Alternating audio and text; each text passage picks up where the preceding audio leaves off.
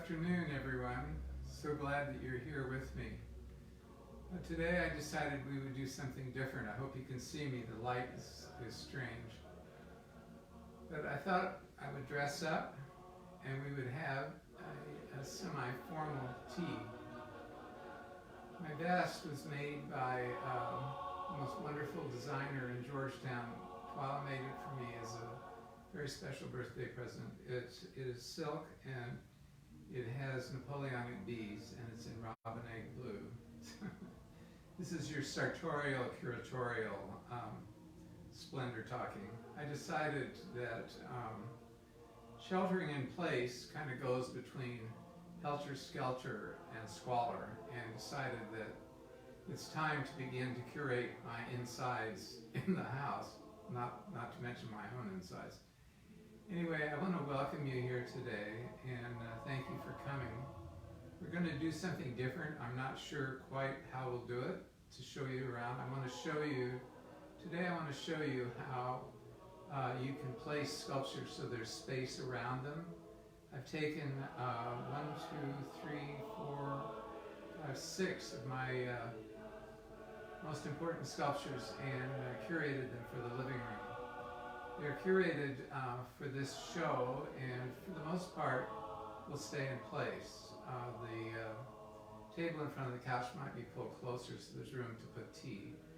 But to do this, I had to find something to have tea on. So I thought, as long as we're in the mode of doing something different and unusual, I have 2 very old Savonarola chairs from Egypt that I was able to obtain from an estate that I helped.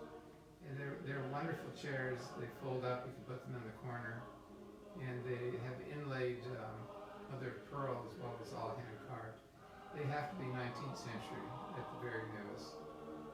So today my tea cart is this Savonarola chair. It works as a table as well as a chair. So I thought, to be really unusual, I would do something different for tea.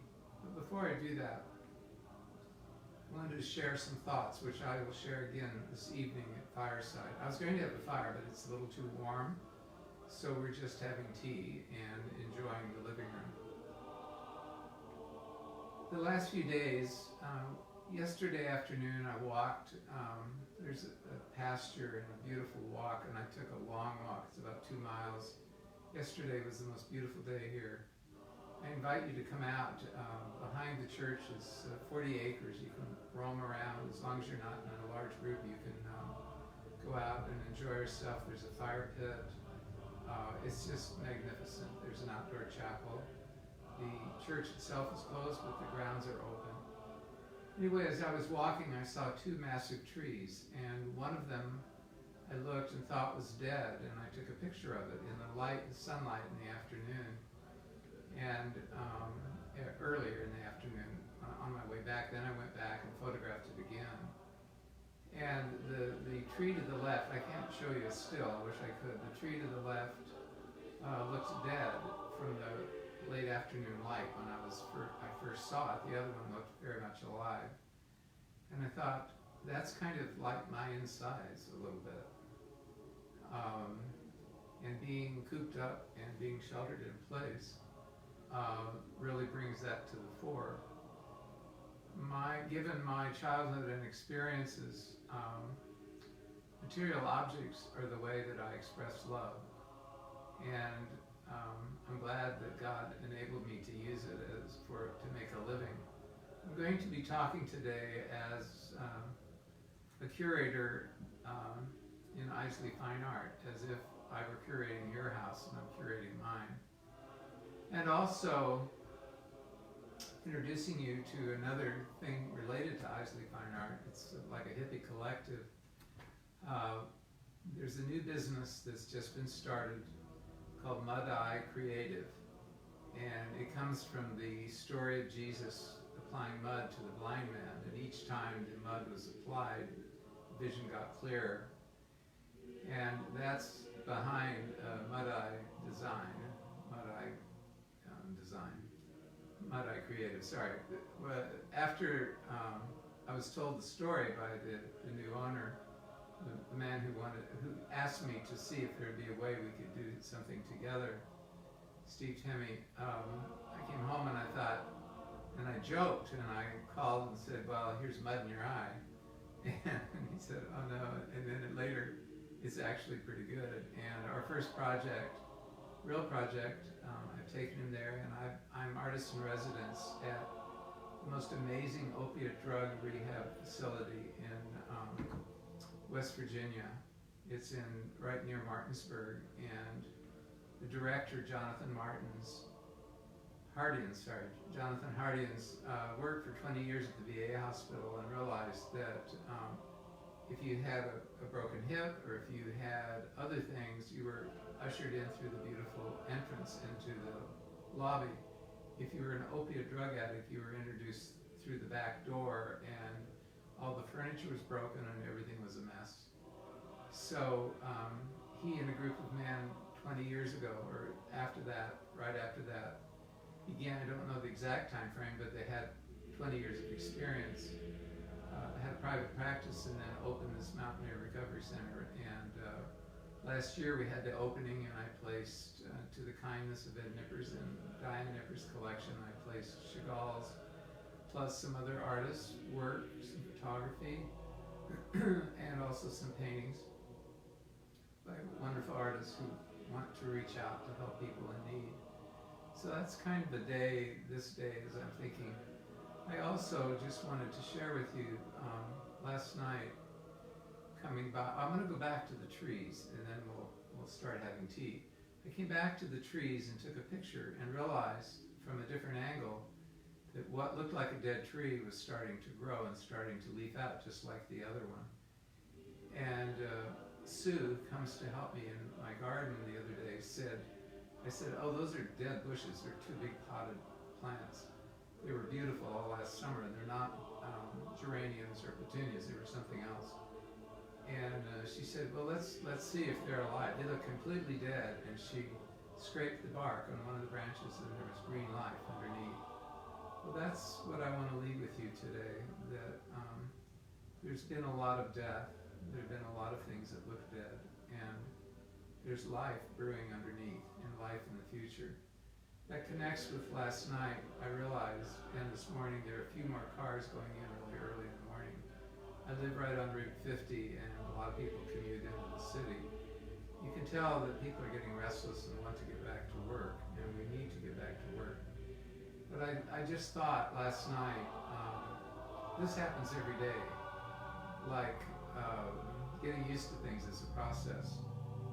For a while, I feel really at peace. I feel a little bit like having a holiday weekend, like Christmas vacation, where everything stops and you can enjoy being at home, you can enjoy doing, not all the people, but just enjoy being in your surroundings and having no pressure to be somewhere every minute or something to do every minute. And so in that sense, this time of being sheltered in place has been really wonderful, but maybe 10 or 15 minutes or a half hour later, I go into panic. What's happening? If I had my gallery right now, I would be devastated. I went through 2008, and I would never want to do it again. This is much worse. And no one coming in. I have a good friend who owns Logan and Leonora, and they got creative, and it's just wonderful how God encouraged them, because I've been encouraging Ben and Rachel Kistner. I've been encouraging Ben that the verse that God has given me since I married Twyla was Psalm 91. And I said, you know, Psalm 91 is with you when you get creative, and God provides as you use your mind and you ask Him to show you. Well, anyway, they retooled their whole business.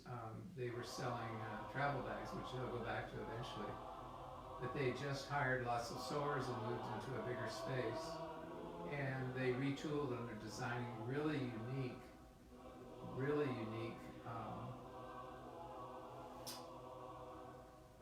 face guards, mouth guards, masks, sorry.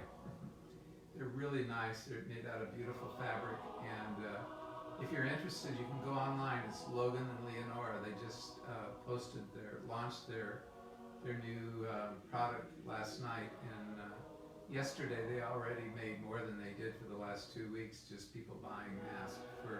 You can buy them in bulk for your business when you go back to work, because we're going to all need masks even if we go back to work for quite a while, I think. So anyway, this is kind of business day, so that's one thing, and then myself, Isley Fine Art, and then Mud Eye Creative. And what I thought last night is, you know, we're kind of itching to get back to work, but then on the other hand, it's been so glorious and wonderful. We've actually rediscovered our family, we've rediscovered friends, we've rediscovered wonderful objects. It's been really interesting for me because nearly every object in I'm not a minimalist, you can see. I don't think I'll ever be, as much as I would like to. But the fact is that each object for me has some kind of sentimental attachment. I think that's because I wasn't touched for 2 years, and so concrete objects meant more to me than even human touch, even though I wanted human touch. And when I did get it, it was manipulative. So, not loving, but still full of fear from generations back. So today I'm going to talk about objects and how they should look and where they should be, and I'm hoping that as you follow me and I very crudely take the iPad around, you'll be able to see what I've done. So now we're going to have tea. Tea is special today. As many of you know, I love Russia, so I'm using some Russian cups that I got in St. Petersburg. They're the ones that you can get on the train. I didn't steal it, I bought it. And every Easter, I would give the girls in Twyla something interesting that's either chicken or an egg. Well, this is a chicken for an egg. This is made in, I believe, Germany, and it's to take a hard-boiled egg that's hot and put it, and then hold it so you can crack it. What I use it for is a handle for tea, which it is kind of that. So this is a Victorian teapot that I got in the 70s at a roadside stand in England. It's Edwardian and silver plate. So we're having tea on a silver tray. I'm sorry you can't see it completely. This is not formal tea, otherwise I would be in white tie. And you would be having an engraved invitation. So to add to the tea, I tried to find, there was a wonderful honey dispenser that a really dear friend, both she and her husband passed away, gave us for our wedding, and since I've moved, I'm just beginning to discover things. So this is Siberian honey. I recommend it. For those of you that live in the Virginia suburban area, there's a wonderful Russian store in McLean and a grocery store, and they have Siberian honey, and it's not like anything you'll ever taste again. It's just magnificent. So this is Siberian honey, and you put it, this is the way tea is done in Russia. You put the honey in the tea, and you leave a spoon in, and then it just melts in the tea. It's one of the biggest treats you could ever have. It's just magnificent. Much better than sugar and even milk and tea. So, along with that, I decided I would have something that also meant a lot to me. I have very dear friends that we've known for years. In fact, I met them years ago when I was going with my daughter to Resurrection Anglican Church on Capitol Hill. And I met Marcus and Fiona. Marcus is from Montana, and Fiona, hello, Punky. Punky welcomes you all. She's also looking for this shortbread. So Fiona McDonald is from Scotland, and every year her mother sends wonderful Scottish shortbread with chocolate. It's a secret recipe, and she gave me just a little bit. So I'm saving the rest for my daughter and when they come visit, but it's a shortbread with chocolate on top. It's just out of this world. I keep it frozen and pull it out on special occasions. Please join me and have a piece. Hope you can hear me all right. If you can't, please tell me. I've got on Russian Orthodox music. I thought it would be fitting for having Russian tea. And we're entering, I believe we're entering the Orthodox observance of Easter very soon. And I would encourage you, if it hasn't passed already, I would encourage you to visit online right now, but online a service of the Eastern Orthodox Easter service is just magnificent. One of the wonderful things, it may be that St. Nicholas Orthodox Church on Mass Avenue may have a broadcast, I don't know. But one of the wonderful things is everyone brings a basket with colored eggs, with sweets, and then they put a candle on it, and bread, special bread that's baked at Easter, Pascha bread. You take it downstairs and put it on a big long table. I wish I had a picture of it for you. And they light all the candles, and then the priest blesses all the Easter baskets, and they take them home and eat them. At the end of the service, as I mentioned the other night, when I showed you the white and red eggs, when you go out, you're given a dyed red egg. And the story, as you remember, was Mary Magdalene went to Pontius Pilate and said, "He is risen. My Lord is risen indeed." Pontius Pilate, she happened to have some eggs. This is the story, duck eggs, I believe. And Pontius Pilate said, "Well, that's easier to believe than one of these white eggs turning red." And it did. He still didn't believe. So believing is not always seeing. It's seeing in a different way. And in the Eastern Orthodox Church, you see in a very different way than we do in the West. I was thinking today when I was getting dressed, the bed wasn't made and I had things laying on the bed, and I thought, sensory perception sometimes is much more intriguing when there really is less is more. And in fact, that's why loving God is such an amazing thing, because we can't see Him. And seeing is believing as we use our imagination and as He guides us in seeing the unseen. The unseen is the essence of this world, but it comes through matter. That's why I keep insisting on the human body and on matter, and that's why I love objects. So with a sip of tea, I'll continue. Just a moment, let me get a sip here. Oh my, that's so good.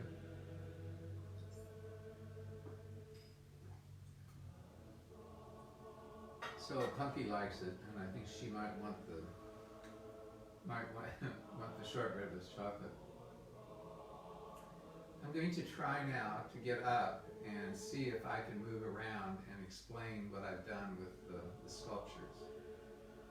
Behind me, over here, is my smoking stand, and I have a sculpture on top of it's a gift that Abigail gave me. It's a candlestick, but it's really wonderful. It reminds me of the statues on the top of Notre Dame in Paris that were taken down to be cleaned and were spared the fire. In the stand I have a bunch of pipes. The smoking stand is lined with enamel, and it's Art Deco from probably the 20s or 30s with some Chinese details and melamine. It looks like amber, but it's melamine panels they did in the 20s. Well, I'm getting up from tea and putting this safely away from Punky, and I'm going to take you around the room if I can. Let's see what happens here. Just bear with me for a minute. Hi, everybody. There we go. All right, we'll start in this corner.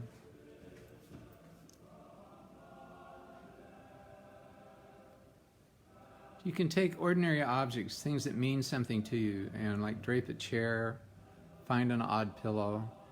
And I showed you the pot that the lilies are in, and it was a really awful sprayed gold, and I antiqued it. I showed you how to do that the other day. You can go back. The poster was a gift to me. It's a wonderful Picasso. I love it. I usually don't have it in a window, but I've been using it for shading for when I record, and I kind of like, it's kind of odd, but I kind of like sitting a poster or something in a window. It's kind of nice, especially when it's stormy outside. It makes the room cozier. This I showed you the other day on the pedestal, if you can see it, the light's odd, is from the Renaissance, and it's Italian, and it's pear wood, and it's one of the apostles, as I mentioned. Here's some architectural drawings from the 18th century. Above it, I don't think I can do it because of the reflection. Maybe I can this way. There we go. This is a Degas charcoal sketch, and above it are some more architectural drawings. Over the piano is the painting of an angel by Etienne Ray. He's French. And I have a Greek friend who loves this painting, and it's a musician. He did a lot of musicians. He was part of the School of Paris group of artists that were in Paris between the wars, between First and Second World War. Now I'm going to go with you. The ladder is here just to use. That's what I had my iPad on. Improvisation is the name of the day. Okay, on the piano, I have pictures of our family and a really interesting musician's wand. I have no idea where it came from. It came from a musical family estate, and it's ivory and mother of pearl and ebony, and it's from, I think, about around 1910, I believe. So, like to do, not like I like to do, like I did in the gallery, I like to do things that are, there we go. I like to do things that are in a situation rather than just cold turkey and just one pristine thing. Again, I'm not a minimalist. So I have one of my pipes, some wonderful vintage reading glasses. They're actually out of tortoise way back before anybody knew better. And then, as I showed you the other day, the wonderful sculpture of Jane Hamilton. So this is enough space, even though there are other objects around. It gives sculpture. Let me go around this way here. Sculpture gives you, there you can see, it's lighting and space, and this demands a lot of space. It's three-dimensional, but if you put harmonious things around the three-dimensional space, it draws your eye, like the pipe and the different things draws your eye into the sculpture. Then lighting is very important, and that's why I put that sculpture where it is. Here, you can't, from this side you can't see it so much, but from the front you can. And then here is the wonderful sculpture that I mentioned yesterday, the Transfiguration. And I did say yesterday, it's made out of cast resin. The original is clay. And I love the terracotta one, but actually, it seems so ethereal and too, quote-unquote, spiritual as a non-material spirituality, non-incarnational spirituality. However, it says that their bodies were there was light. It didn't say they were translucent, but they were filled with light around the three. Moses and Jesus and Abraham. So I'm putting, now you can see how beautiful it is with light. It catches the light. There's a beautiful still life right there. And notice the tender expression. You're getting the shadow. You can see the back now. And you can see Punky enjoying my chair. Look at the expression on their faces. It's so sweet and wonderful.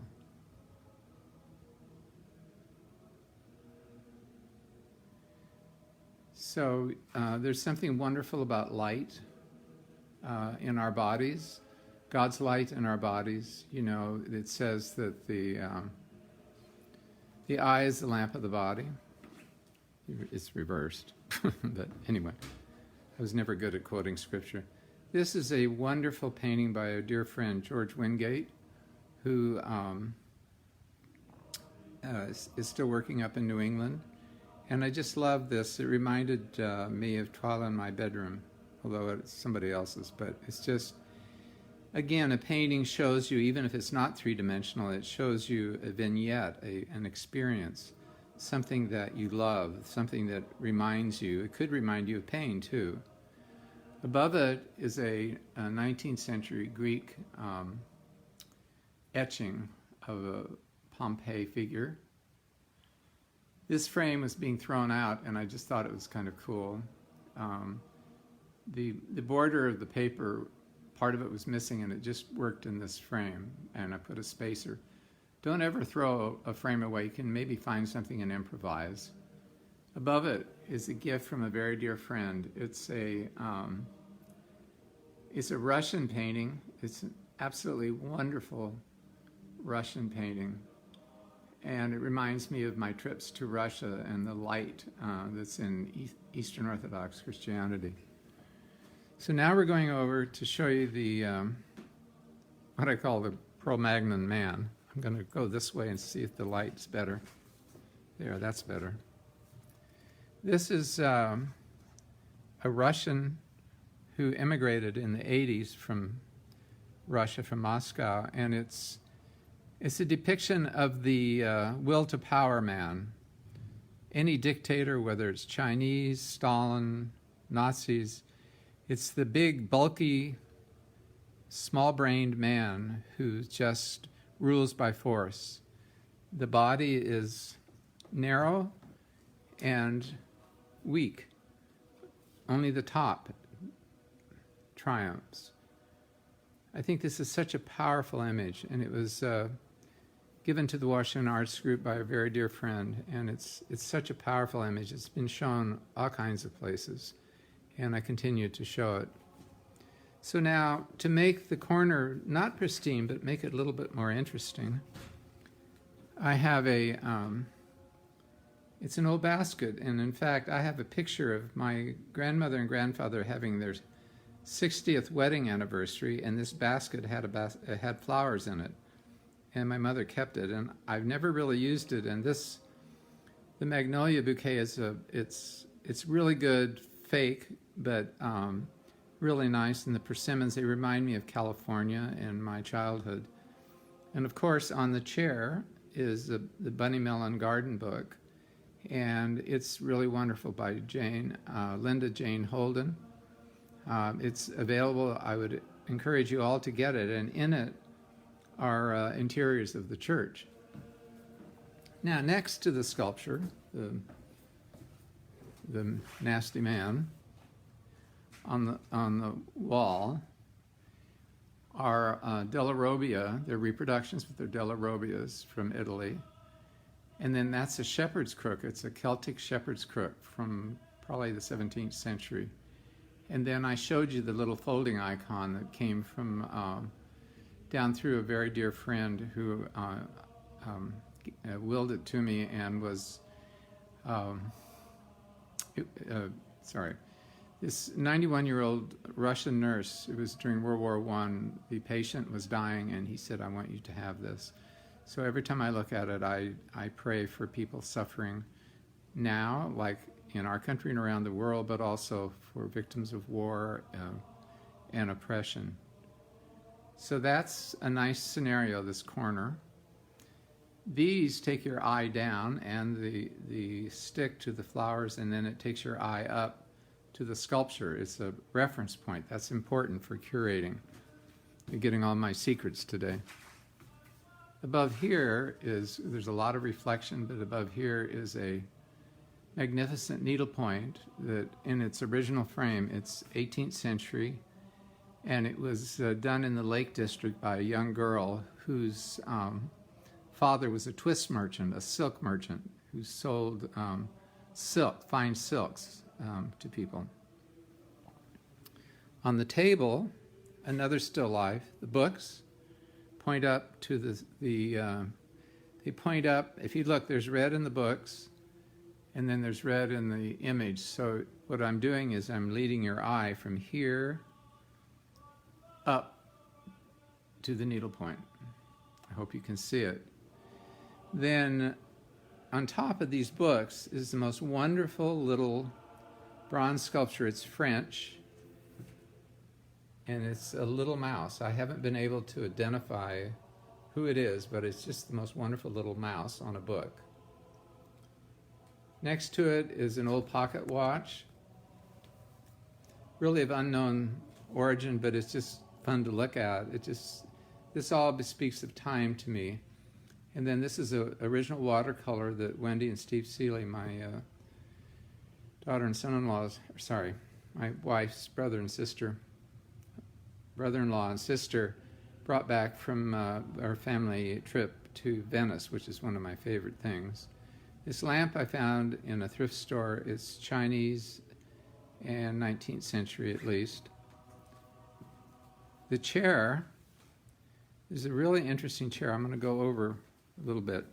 Here's a painting my daughter and son-in-law gave me of our house that we moved from, where both our children grew up in Arlington and where I had my business later, and also I continued to live there until I moved after Twyla passed away. So it's a wonderful depiction. That's by Dean Larson. He's a California artist. He's amazing. You can look him up online.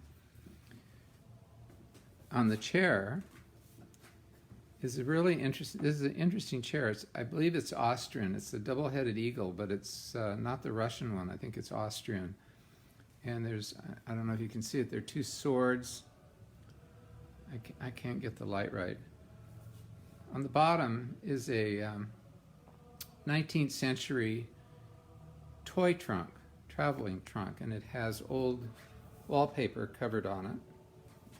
There's something like, yeah, it's old wallpaper is what it is. And then there we store Russian dolls in it. So now you know where everything is when you come rob me.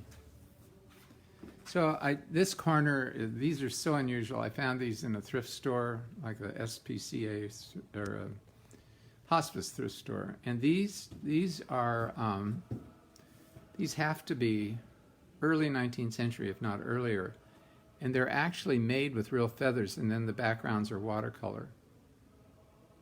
There's two of them, and I got them because they look like quail, and I grew up with quail in California, and they remind me of that. I'm sorry about the glare.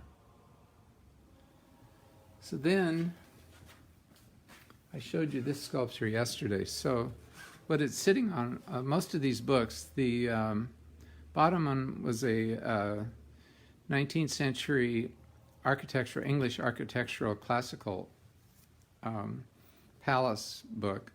The next one up is a wonderful book of handmade paper given to me by my wonderful conservator, Ingrid Rose. Above that is one of my special treasures. It's a 1737, maybe earlier, no, 1680 Book of Common Prayer, folio Book of Common Prayer. And as a friend of mine who I got it from, who knows books, he said, well, it actually was the family church of William Wilberforce, which is really wonderful, I think. It wasn't the church he went to with the Clapham group, but it was the one his family went to. It's also very near Harrods. It's in the Harrods is in its parish, so my friend said that was appropriate both ways. This is a little Russian box. It reminds me of Russia in the winter. It's lacquered and it's hand-painted and signed. I got that for Twyla when I was there. I want to show you this. This is very unusual. My uncle, who died in a fire, came back from World War I, carved this, and this is all hand-carved out of one piece of wood. And it has an Edelweiss. Why, I don't know, because they were German. My father, the Isley family, were Swiss. But I just think it's so lovely. It reminds me of the Alps. And usually I have a beautiful little tiny miniature painting that another really dear friend gave me of eggs in a nest. It's a miniature, but I have it somewhere. I just haven't found it. So I just wanted to show you. So what we're displayed on. Oh, this is a gun made into it's an old musket made into a lamp. Come back. And it's interesting when you're doing a room to, again, I'm not a minimalist. So these are beehives I had out on the porch. I was thinking of putting them on the dining room table for spring, and then I decided they're more interesting here. So it gives you something. I like to, again, I say I have a Gothic sensibility. I like to have things in places that only God and the artist see. So, and on top of the little trunk, that trunk is quite old. I think it's around the time of the English Reformation, probably a very early Bible box. And it's quite fun. I found it in a thrift store, and I use it for the Easter Vigil every year. And on top of it is the most beautiful, magnificent old leather folio. It's all lined with hand-painted paper, and it's to store your papers in if you were writing on parchment, which I haven't quite done lately. All right, I'm going to take you around, and we're almost done here. I'm sorry to take so long, but this is your lesson for the day. Above the fireplace, well, let's do this first. This is a lovely sculpture by Jane Hamilton, a mother and child. And I wanted I think I showed this to you yesterday. I wanted to get that for Twyla, and I did. It was a limited edition, I think about 5. And it's solid bronze. It's really wonderful. It's just, there's something about motherhood and childhood. I think probably for me, it's more wishing I would have, I've not realized it till just lately, but probably wishing that I would have been able to experience that with my birth mother, because I was taken away immediately after I was born. So, not to get into more of that, above the fireplace, the carved metal things in the background are actually cornices from an old warehouse in New York, or Baltimore, I think. And it's in the 19th century industrial design. They would do these things that looked like classical capitals and put them on top of a pole. You see a lot of them down in Soho. The 2 vases, as I mentioned before, are filled with lilacs. And the reason I have lilacs in them is because we found them near a monastery when we went to visit Abigail in France, near Montpellier. And Montpellier had a jumble sale, as they say in England. And these 2 vases, I wanted something that was meaningful to me, and it turned out they have JC at the bottom. I've told you about them already. They're all hand-tooled, and the flowers, as you can see, point into each other. They were done out of shell casings from World War I that all 3 of my uncles fought in and came back. And this is one way that veterans, before they had retirement, this is one way they could earn money. They would make these, and prisoners would make them also, even prisoners of war. And so I got them and put lilacs in them, dried lilacs. The candelabra look real. They're very real, but they're a really nice reproduction. And the painting is William Swett Charnock's Shell and Stone. And what I said about the trees yesterday really came out of me explaining this painting to you and talking about Wordsworth, because this is all about Wordsworth's understanding of nature and the spiritual. He believed you could read the book of nature, and so I have that in a central position above a nativity, which is sand cast, and it was in a flood, so it looks even older, but it's a early Christian cave drawing that was made from a mold. So today there's no fire, but tonight there will be, and would love to have you come back. And so as I say goodbye, Punky says goodbye to you also. And look forward to seeing you tonight with the next chapter of The Horse and His Boy, and tomorrow some other adventures. So thank you all for coming. And as I say, everything that happens in the parlor stays in the parlor. Thanks again for visiting me. Lots of love to you all today.